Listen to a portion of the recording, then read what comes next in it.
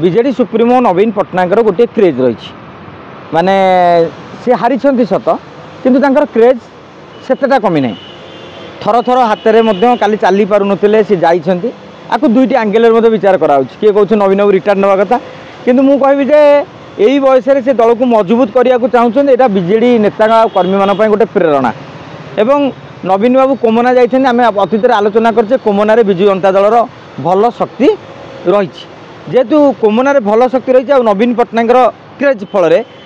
से गोटे भल पोजिशन में विजु जनता दल रहीपर और हावा चलला ये हावाटार प्रभावटा कौन पड़ो आपण मन में प्रश्न उठुव जे प्रकृति में लोक गदा हो गले कौन भोट रूपांतरित हुए कि तार उत्तर निश्चित भाव में ना अतीत में 2019 मसीह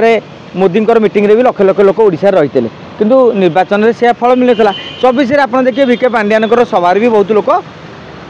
जमा होते तार फल किसी पड़ना किंतु उपनिर्वाचन क्षेत्र में गोटे हावा सृष्टि कर कोमनार एत लोक ताले नुआपड़ार धीरे धीरे स्थिति सुधुरबार गोटे बाट खोल तेणु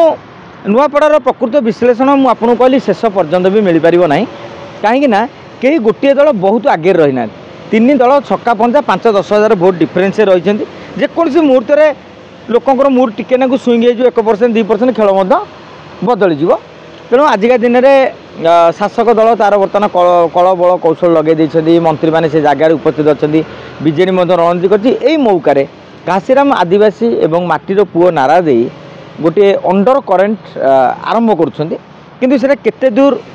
कार्यकारी हम आपन को आउ 4 दिन खंड अपेक्षा करा पड़े जो प्रचार शेष पर्याय बेलू कौन माहौलटा देखो अमर पट्टनायक मिसवाटा निश्चित भाव में नवीन बाबू झटका कहीं से भारी गुड़बुक थे निकट आईटी सेल दायित्व थे अमर बाबू पाखे अनेक तथ्य विजु जनता दल रही तेणु अमर बाबू किंतु काली कहले मु मोदी आदर्शर अनुप्राणित होती मो कह कथा मोदी आज प्रधानमंत्री ना ये जो चाकरी छाड़ी से भी मोदी प्रधानमंत्री होते मोदी भाषण शुणिकी से भी समस्त रूम टाँकुर उठूला तांकर 17 मास है रूम कहीं टाँकुर उठिला तेणु कहीं आपणकर राज्यसभा पद भी पलैला देखिले सरकारी दल रही कौन किसी लाभ अच्छी से जो बिजनेस कर फायदा हम तेणु यही सब जिनस अमर पट्टनायक अंकटा आम कसा किंतु गतकाली आउ गोटे घटना अनालोचित हो जाए जो बड़ धरण मिश्रण पर्व आयोजन कराइला केवल अमर पट्टनायक नुहे श्रीमय मिश्र प्रकाश बेहरा नाम भी चर्चा होता किंतु जेहेतु प्रकाश बेहरा थरे कांग्रेस को जाकि बीजेपी पुणी बीजेडी की जाइछन्ति पुणी बीजेपी की नेला बेलू दल पाई गोटे समस्या रही कहीं दल कही बर्तमान आम जितवा बोली जीतीचे बोली जो मैंने आसुँच लोभरे कि क्षमता लोभरे से पठान अटका जाऊ से भाई श्रीमय मिश्र जो भाव में चर्चा रही जो जुआड़ू साड़ू कहते माने कौटी ना कौटी भारतीय जनता पार्टी केतक नेता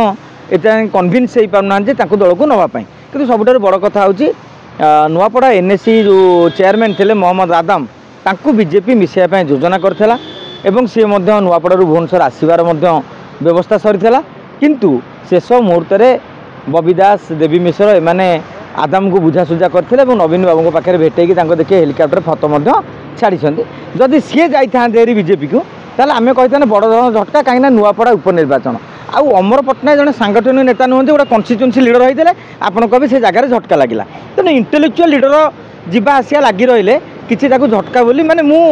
अंततः मन करनी किंतु अमर बाबू को बीजेपी गुरुत्व दब शुणा मिलूँ सरकारी स्तर में गोटे भल पदपदवी दबार संभावना रही कौन स्थिति अच्छी नुआपड़ा रख